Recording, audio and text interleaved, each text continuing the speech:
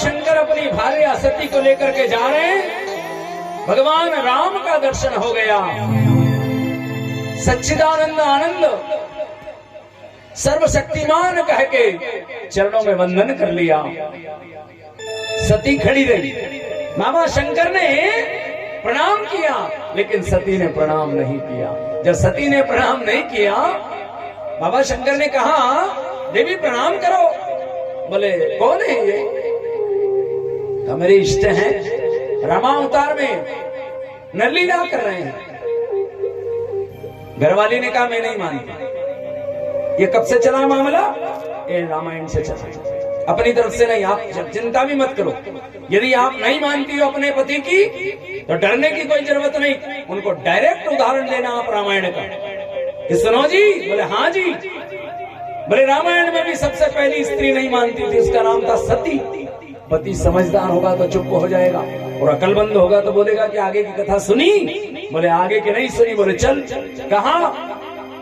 बोले प्रजापति नगर गोलवारा धाम, वो आगे की कथा आज समझ में आ जाएगी। सती ने प्रणाम नहीं किया, अपने कैलाश पर आकर के बैठे। सती के मन में उथल पुथल होने लगा, मन में विचार करने लगी। प्रणाम किया तो मेरा पति हल्का पतला तो है नहीं, देवादिदेव महादेव है, त्रिकालदर्शी है, और यदि इनने प्रणाम किया है तो एक बार मैं भी तो चेक करके आऊं ये भगवान ही है या नौटंकी कर रहे हैं। सती ने एक गलती कर दी। सती भी साधारण नहीं थी, ध्यान लगाया, और ध्यान लगा करके अशोक वाटिका में बैठी हुई सीता का रूप धारण कर लिया, और पहुंच गई सीता का रूप धारण करके। और जब पहुंची, बाबा शंकर ने कह भी दिया था, तुम्हारे मन में संशय हो ना देवी, तो मेरे भगवान की परीक्षा ले सकती है।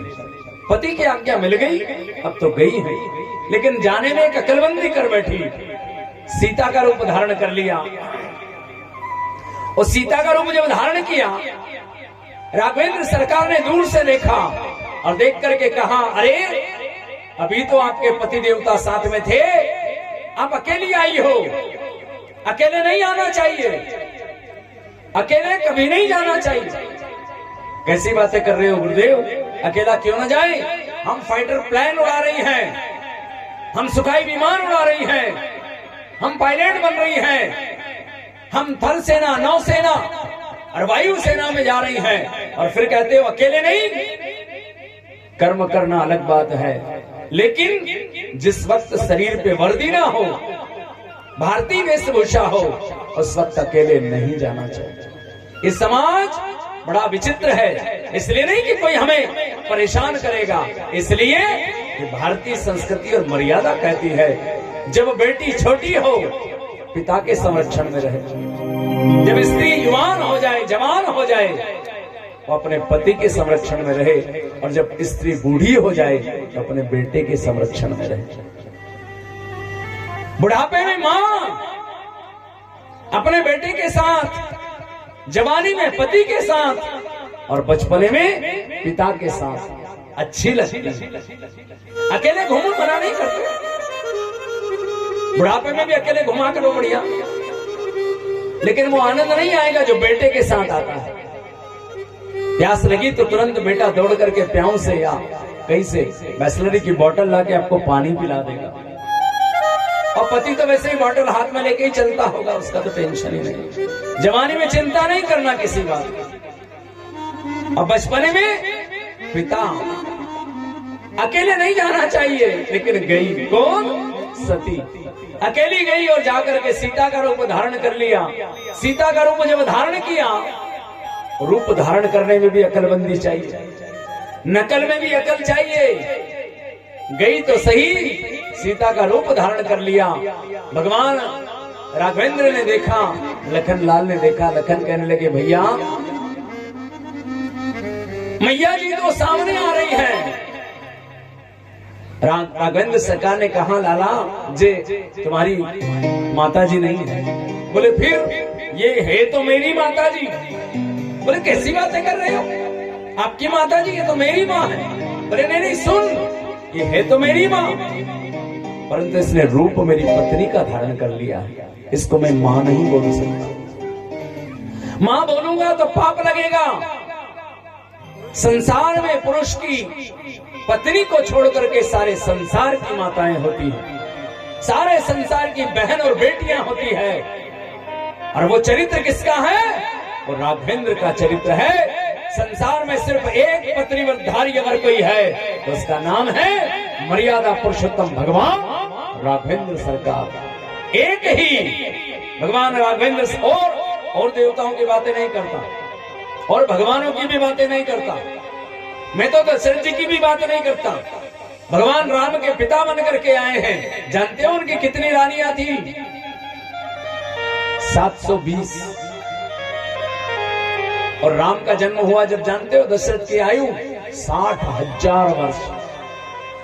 60,000 वर्ष के बूढ़े हो गए थे दशरथ जी, जब जाकर के बुढ़ापे में संतान हुई है।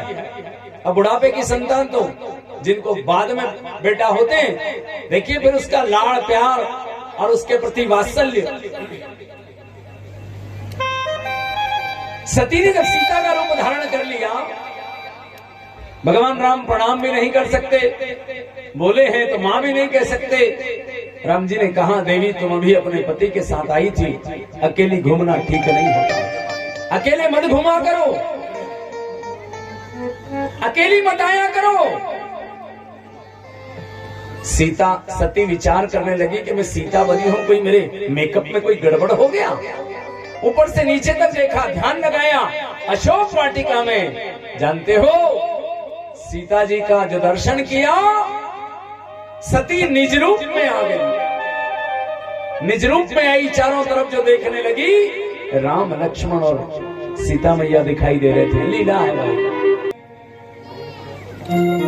सती ने सीता का रूप धारण करके घर आ गई। घर जब आई, बाबा शंकर ने पूछ लिया, परीक्षा ले आई हो देवी?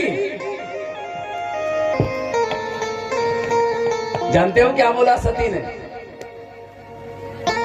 कछु न परीक्षा लीली गोसाई, करहु प्रणाम तुम्हारे नाम।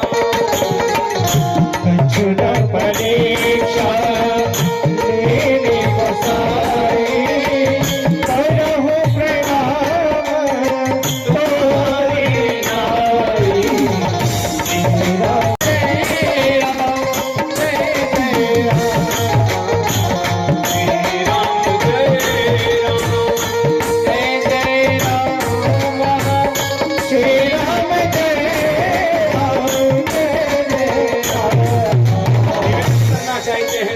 कभी गला हो, लड़ाई झगड़े होते हैं, मैं मना नहीं करता, लेकिन कभी कोई ऐसा योग बने, या तो मंदिर में आ जाओ, सत्संग में चले जाओ, घर के बाहर निकल जाओ।